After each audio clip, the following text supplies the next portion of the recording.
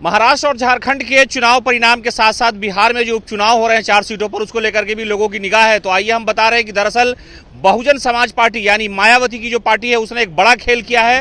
रामगढ़ की जो सीट है वहां पर उनके जो उम्मीदवार हैं वो लीड कर रहे हैं, जबकि पहले ही मतगणना की जब शुरुआत हुई थी उसी वक्त से इस तरह की स्थिति बनी हुई थी और कहा यह जा रहा था कि वो आरजेडी की परंपरागत सीट है, लेकिन वहां पर स्थिति ऐसी बनी हुई है कि बहुजन समाज पार्टी यानी मायावती की पार्टी के जो उम्मीदवार है वो वहां पर बाजी मारते हुए नजर आ रहे हैं। उसके अलावा चारों सीटों पर जो स्थिति है वो बहुत ही असमंजस की बनी हुई है। ये उपचुनाव का जो रिजल्ट आ रहा है उसको लेकर के चिंताएं हर पार्टी के दिलों में है, इसलिए कि 2025 में बिहार विधानसभा का चुनाव हो रहा है। लेकिन हम स्थिति आपको ये बता रहे हैं कि रामगढ़ में जहां पर जगदानंद सिंह के पुत्र यानी सुधाकर सिंह के छोटे भाई चुनावी मैदान में है, वहां पर स्थिति ऐसी है कि बहुजन समाज पार्टी यानी वहां पर जो नाराजगी थी उम्मीदवारों को लेकर के वो दिखती हुई नजर आ रही है। जैसे ही ईवीएम खुली उसके बाद से स्थिति साफ होने लगी कि वहां पर नाराजगी थी, इसलिए कि जगदानंद के बेटे को टिकट मिलने से लोग नाराज थे। वो ये कह रहे थे कि पिता जो है वो प्रदेश अध्यक्ष की कुर्सी पर हैं, उसके अलावा जो बेटे हैं बड़े वो मेंबर ऑफ पार्लियामेंट है और दूसरे बेटे को विधायक बनाने की कोशिश की जा रही है।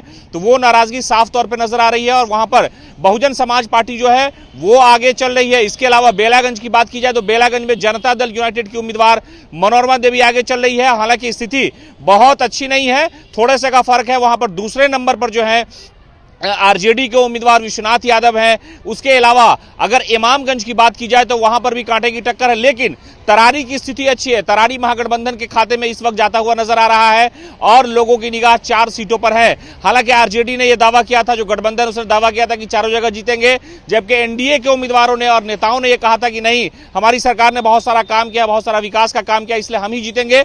लेकिन स्थिति है सबसे चौंकाने वाली जो स्थिति है वो रामगढ़ की है, इसलिए कि रामगढ़ में जो चुनाव हो रहा था वहां पर जो लोकल उम्मीदवार थे ये मुद्दा नहीं था। मुद्दा यह था कि परिवारवाद की राजनीति को कितना बढ़ावा मिलेगा। और सबसे खास बात यही कि चुनाव के वक्त ही हमने आपको दिखाया था कि वहां पर जो है बहुजन समाज पार्टी के उम्मीदवार को अच्छा खासा समर्थन मिल रहा है और यही होता हुआ नजर आ रहा है कि जगदानंद सिंह की जो पुत्र हैं वो वहां पर चुनाव हारते हुए नजर आ रहे हैं। हालांकि अभी जो काउंटिंग है वो 1.5 घंटे हुए हैं, उसके बाद स्थिति और भी आगे बढ़ेगी और चुनावी परिणाम को लेकर के लगातार हम आपको अपडेट दे रहेंगे। लेकिन स्थिति इस वक्त यही है कि जगदानंद सिंह के जो पुत्र हैं वो पिछड़ते हुए नजर आ रहे हैं। मायावती की पार्टी कोई कारनामा करेगी, इसलिए कि पिछले विधानसभा चुनाव के दौरान भी रामगढ़ के इलाके में यानी जहां पर जमा खान चुनाव जीत करके आए थे और वो नीतीश कैबिनेट में मंत्री बने थे, तो बहुजन समाज पार्टी का एक सियासी वर्चस्व वहां पर नजर आ रहा है। लेकिन इस वक्त जो 4 सीटों पर उपचुनाव के परिणाम है वो समझिए कि उम्मीदवारों को और समर्थकों के साथ साथ पार्टी के जो नेता है उनकी दिलों की धड़कन को बढ़ा रखा है। और बेलागंज में जेडीयू और आरजेडी के दरमियान कांटे का मुकाबला है।